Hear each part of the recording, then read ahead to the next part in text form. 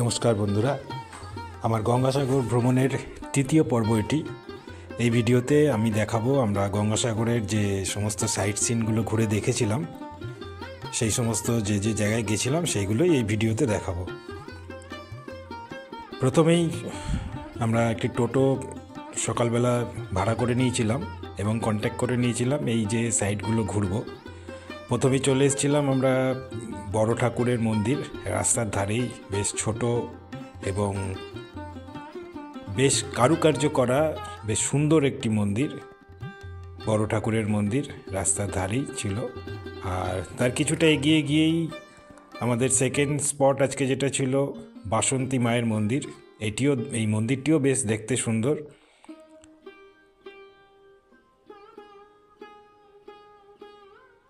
আমরা সবাই জানি বাসন্তী পূজা, বাসন্তী মাই দুর্গার মায়ের আরেক রূপ। আর এইখানে বাসন্তী পূজার যে সমস্ত যখন যখন পুজো হয় তখন এইখানে বড় করে পুজো হয়। এই যে সামনের যে বড় মাঠ, এই মাঠ ভর্তি মেলা হয়। গ্রামেরই মাঝখানে বাসন্তী ঠাকুরের মন্দির। আর এই বাসন্তী ঠাকুর মন্দিরের ঠিক পায়হাটা দূরত্বেই আরও একটা আমাদের তৃতীয় স্পট আছে, সেটির ব্যাপারে পরে বলছি। এখন এই বাসন্তী মায়ের মূর্তি বেশ এত সুন্দর লেগেছিল, মনে হচ্ছিল যেন দুর্গা পুজোয় দুর্গা ঠাকুর দেখতে বেরিয়েছি। আর এই বাসন্তী মায়ের মন্দিরের ঠিক ডান দিক দিয়ে একটা সরু রাস্তা চলে গেছে, যেটা দিয়ে আমরা বিশালাক্ষী মায়ের মন্দিরের দিকে যাব।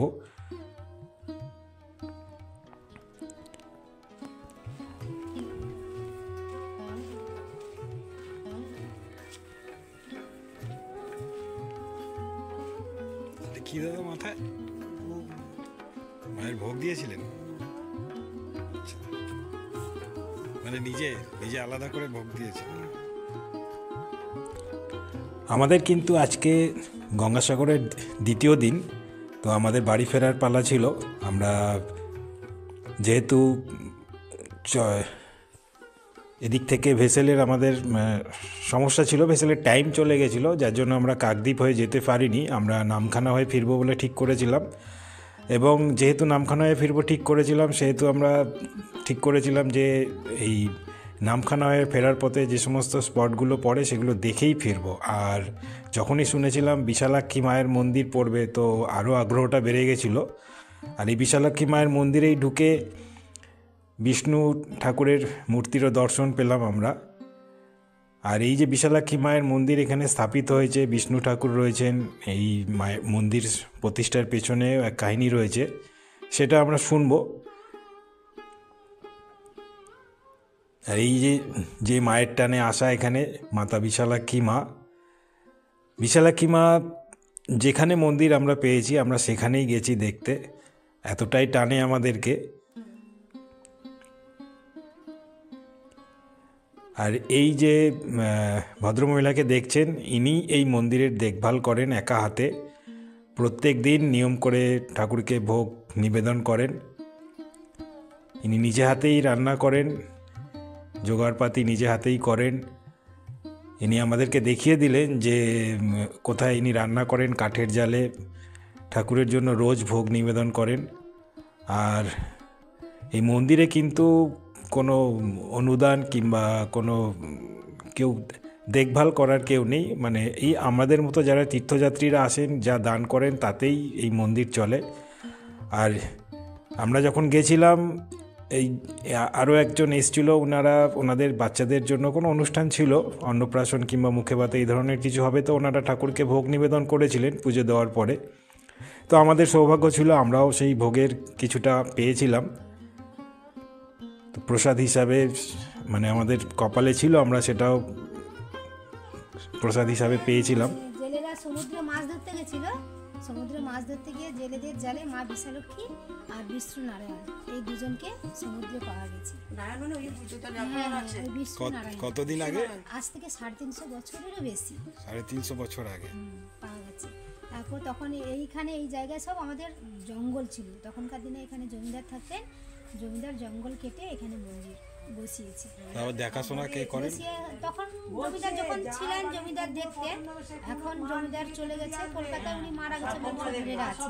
আর মার হচ্ছে এইটা সম্পত্তি পুরো 25 বিঘা। জমিদারের যে নায়েব ছিল, নায়েবও মারা গেছে, ওনার যে ছেলে মেয়েরা এই বাড়ি ঘর জমি 25 বিঘা উনি সব দখল করে বসে আছে, সব দখল করে বসে আছে। মায়ের দেখাশোনা কিচ্ছু দিচ্ছে না।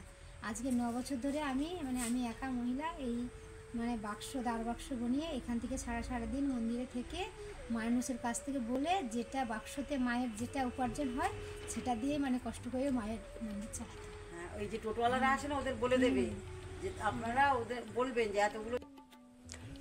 আমি নিজে গ্রামের ছেলে, তো সেই জন্য এত সুন্দর একটা গ্রাম দেখে আর থাকতে পারলাম না। অনেকটা ছবি তুললাম, কিছুটা শেয়ার করলাম তোমাদের জন্য।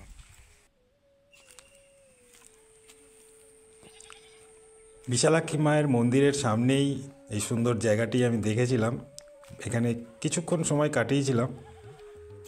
তারপর বিশালাক্ষী মায়ের মন্দিরে সামর্থ্য অনুযায়ী কিছুটা দান করে সেখান থেকে আগের যে চতুর্থ স্পট আজকের দিনের সেই দিকে এগিয়েছিলাম।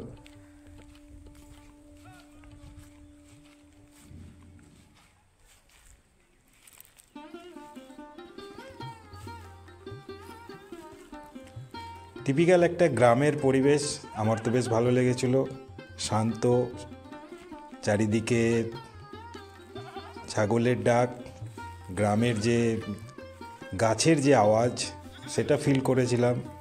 একটা বড় পুকুরে মাছ ধরার জাল পুকুরের ধারে মেলে দেওয়া রয়েছে, বিভিন্ন রকমের গাছ, পাখির ডাক। কিছুক্ষণের জন্য বেশ ভালো লেগেছিল, যার জন্য ওখানটায় কিছুক্ষণ হলেও একটু সময় কাটিয়েছিলাম। আর বিশালাক্ষী মায়ের মন্দিরের পরে যেটা বললাম, চতুর্থ আজকের যে স্পট সেটি ছিল মনসা মায়ের মন্দির। এটিও একটি গ্রামের মাঝখানে মন্দিরটি অবস্থিত। সেদিন মন্দিরে কোনো একটা পুজো হচ্ছিল, অনেক গ্রামবাসী মন্দিরে বসেছিল, আমরাও গিয়ে কিছুক্ষণ দেখলাম পুজো। এই মন্দিরটিও কিন্তু দেখতে বেশ সুন্দর, কাজ করা। আর মনসা মন্দির চত্বরে মনসা মায়ের যে সমস্ত তিথিতে পুজো পার্বণ হয়, এখানেও কিন্তু বেশ বড় করে তার সেগুলো পালিত হয়। সামনে যে জায়গা আছে এই জায়গায় এখানেও মেলা বসে।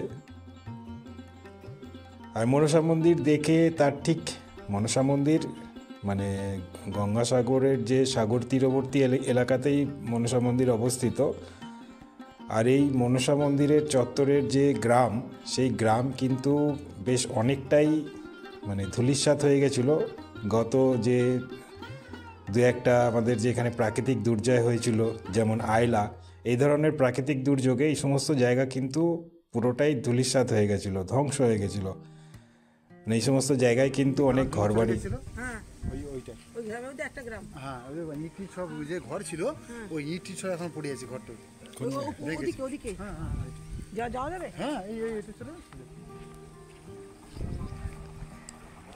যেটা বলছিলাম, এই সমস্ত জায়গায়, এই যে ফাঁকা জায়গা, এই সমস্ত জায়গায় কিন্তু অনেক ঘরবাড়ি নিয়ে একটা গ্রাম ছিল। আজকে তার কোনো চিহ্ন নেই। তার কারণ বললাম, এই প্রাকৃতিক দুর্যোগে, ভয়ঙ্কর দুর্যোগে গ্রাম পুরো একদম ধ্বংস করে দিয়েছিল। তার কিছুটা নিদর্শন পাওয়া যায় যদি একদম এই পুরো সমুদ্রের ধারে আসা যায়। দেখা যাবে যে ইটের যে টুকরো, একটা বাড়ি ভেঙে গেলে ইটের যে টুকরো, সেই টুকরোর কিন্তু এখানে নিদর্শন রয়েছে।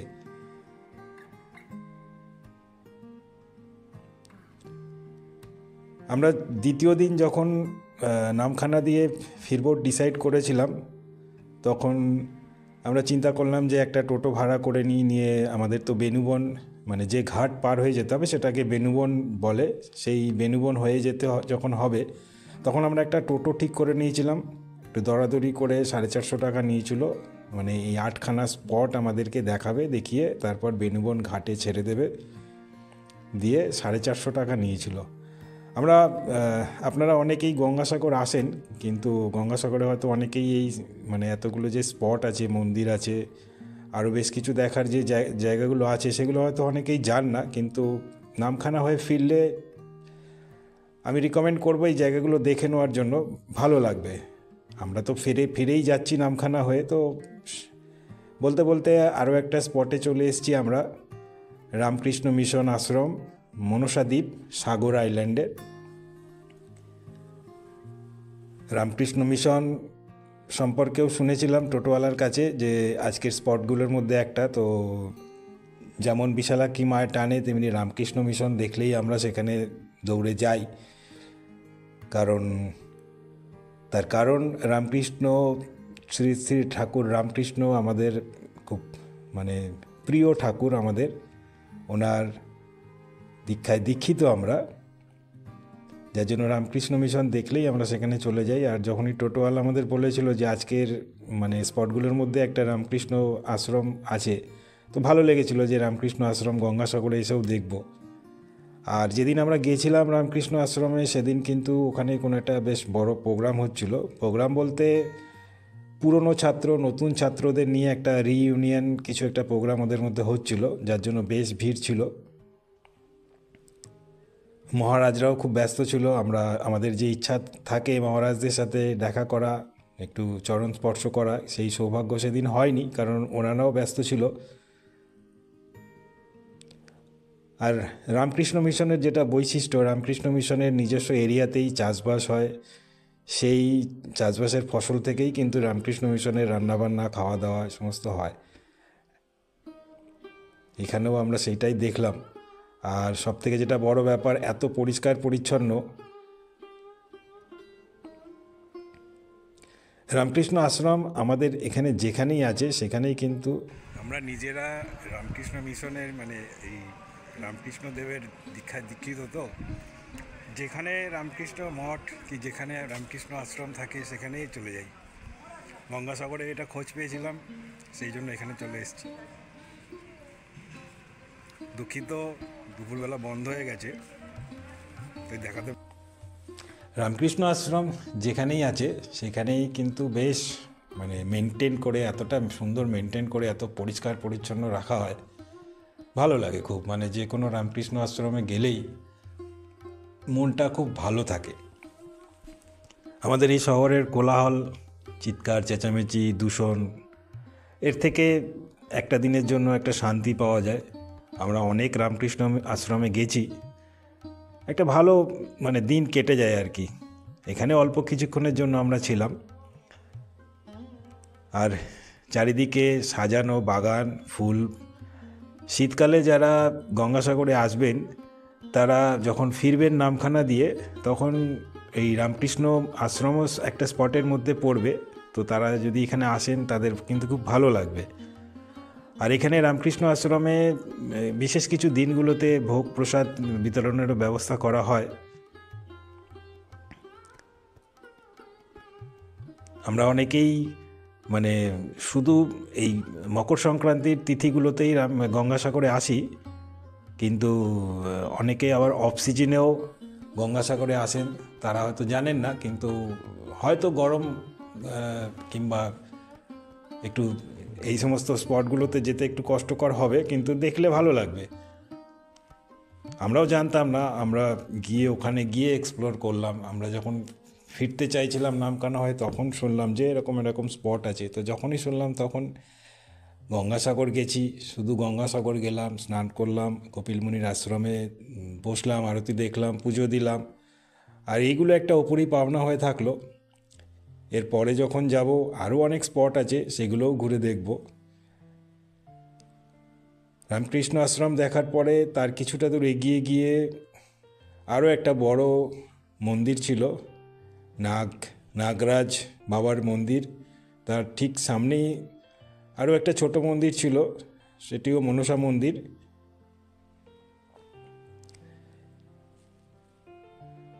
এই যে জায়গাটার নাম মনসা দ্বীপ, কিংবা এখানে যেই নাগরাজের মন্দির, মনসা মন্দির, এই সমস্ত যে মন্দিরগুলো রয়েছে, নাগরাজের মন্দির যে গড়ে উঠেছে এর পিছনে কিন্তু একটা কাহিনী আছে। সেটা আমরা এই মুহূর্তে জানতে পারিনি, কিন্তু সেটা কোনো দিন জানতে পারলে তার আলাদাভাবে কোনো ভিডিওতে আমি জানিয়ে দেবো।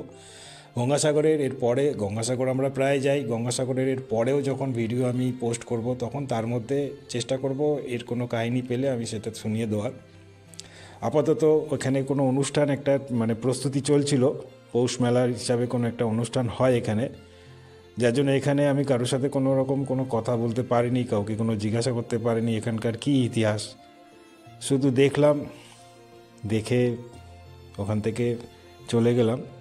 তবে এখানেও বেশ কিছুক্ষণ সময় কাটিয়েছিলাম, কেন এখানে কোনো একটা অনুষ্ঠান ছিল, পৌষ মেলা হিসাবে প্রস্তুতি চলছিল, চারিদিকে প্যান্ডেল হয়েছিল, ফুল দিয়ে সাজানো হচ্ছিল। আর এই পুকুরের মাঝখানে নাগরাজ বাবার মূর্তি ছিল। পুকুরের ডান দিকে প্যান্ডেলে সজ্জিত হয়েছিল, সেখানেই কোনো পুজোর আয়োজন করা হয়েছিল, যেখানে বিভিন্ন দেবদেবীর মূর্তি স্থাপিত করা হয়েছিল। বেশ জাঁকজমকপূর্ণ একটা ব্যাপার ছিল।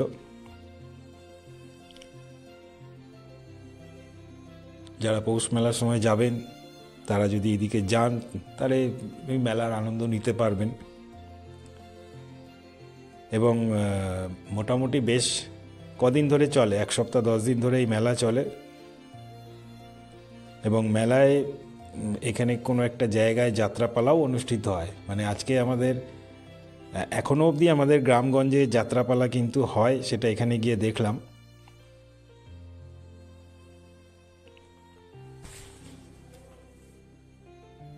আমাদের কিন্তু মানে আমরা ডিসেম্বর মাসে গেছিলাম, আবহাওয়া কিন্তু খুব ভালো ছিল, যার জন্য টোটোয় করে ঘুরতে আমাদের কিন্তু বেশ ভালো লেগেছিল। আমরা সকাল 10টা সাড়ে 10টা নাগাদ ওখান থেকে রওনা হয়েছিলাম গঙ্গাসাগর থেকে, আর নামখানা মানে বেনুবন ঘাটে পৌঁছেছিলাম প্রায় 2-2:30টার সময়।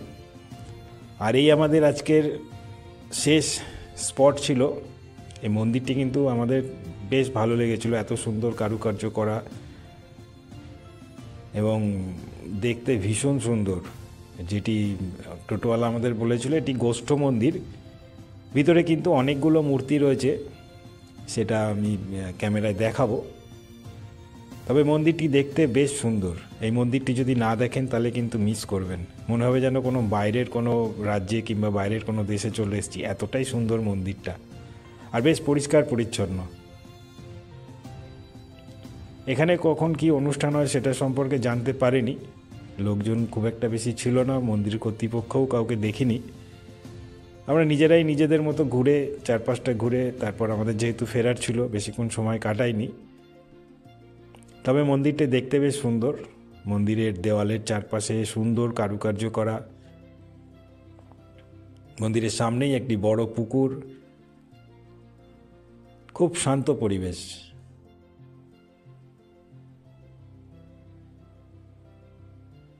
মন্দিরটি দেখতে সত্যিই অসাধারণ। মন্দিরের দেওয়াল, মন্দিরের স্তম্ভগুলোতে এত সুন্দর কাজ করা।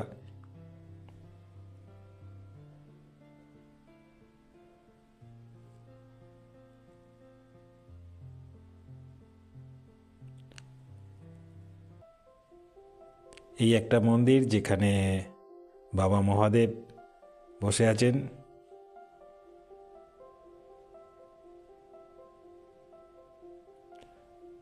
নন্দী মহারাজ তো থাকবেনই বাবা মহাদেব থাকলে। আর মহাদেবের মন্দিরের ঠিক বাঁ পাশে আরও বিভিন্ন দেবদেবীর মূর্তি ছিল।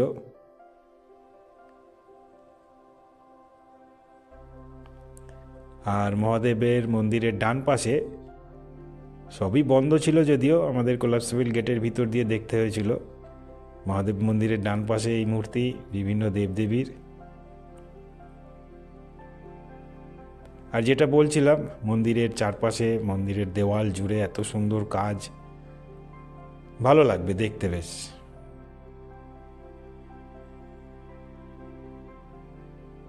আমরা যারা বাঁকুড়া, বিষ্ণুপুরে যে সমস্ত মন্দির দেখেছি টেরাকোটার কাজ করা, অনেকটা সেই ধাঁচের মন্দির। মন্দিরের চারপাশে ফাঁকা মাঠ,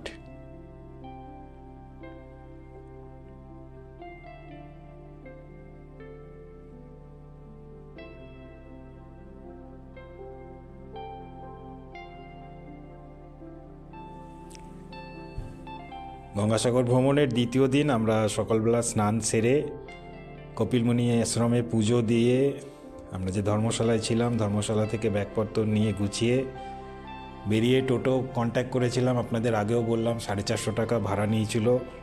এই 8খানা স্পট ঘুরিয়ে আমাদেরকে বেনুবন ঘাটে নামিয়ে দেবে। আপনারা যদি চান টোটোওয়ালাদের সাথে কথা বলে হয়তো একটু বেশি বলবে, একটু দরাদরি করে নেবেন, করে নিয়ে স্পটগুলো ঘুরে নামখানা হয়ে যাওয়ার পথে বেনুবনে নামিয়ে দেবে। বেনুবনে নামিয়ে সেইখানে ভেসেলের ব্যাপার নেই, জোয়ার ভাটার ব্যাপার নেই, কারণ সেখানে লঞ্চ পারাপার করে, একটু সময় সাপেক্ষ, অন্তত ঘন্টাখানেক লাগবে বেনুবন থেকে পার হতে। টোটো আমাদের এখানে নামিয়ে দিল। এই দেখো বিশাল লাইন, এই লাইন কিন্তু সব লঞ্চে ওঠার লাইন। আমরা যখন এসছি অলরেডি প্রায় 2 বেজে গেছে। তো লাইন কিছু না হোক অন্তত আমরা যেখানে অবধি লাইন পেয়েছিলাম কিছু না হোক অন্তত 500-600 লোকের পিছনে। একটা লঞ্চে কত লোক হবে আমরা আইডিয়া করেছিলাম, মোটামুটি 2-3টে লঞ্চ পরে হয়তো আমরা জায়গা পাবো। আর এখানে লঞ্চে কিন্তু মানে আগে থেকে কোনো টিকিট কাটার ব্যবস্থা নেই, মানে লঞ্চে উঠেই, যেহেতু প্রাইভেট লঞ্চ, এগুলো সরকারি নয়, কিন্তু সরকার পরিচালিত করছে প্রাইভেট লঞ্চগুলোকে ডেকে, এত মানুষ তাদেরকে তো পার করে দিতে হবে। মানুষ রোদ্দুরের মধ্যে লাইনে দাঁড়িয়ে আছে অপেক্ষা ওপারে যাওয়ার। নামখানা শিয়ালদা লোকাল ধরতে হবে।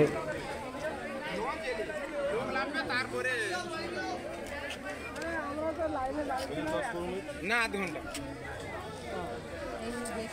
টিকিটটা কোথায় পাওয়া যাবে এখানে? না টিকিট নেই, টিকিট লঞ্চের মধ্যে, গাড়ির মতো সিস্টেম। টিকিট লঞ্চের মধ্যে কত করে? 40 টাকা।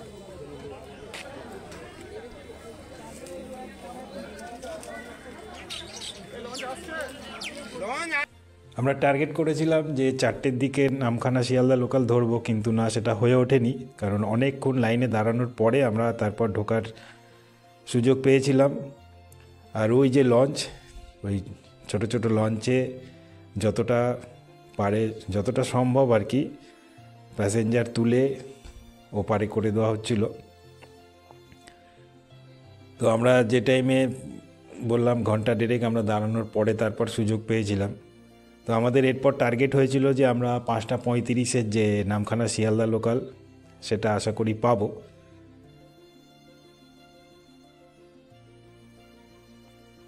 এই সমস্ত লঞ্চগুলো করে জল দেখে বোঝা যাচ্ছে যে এই যে জলের মধ্যে ভেসেল ঢোকা সম্ভব নয়, যার জন্য এই ছোটো ছোটো লঞ্চ করে পারাপার করানো হচ্ছিল।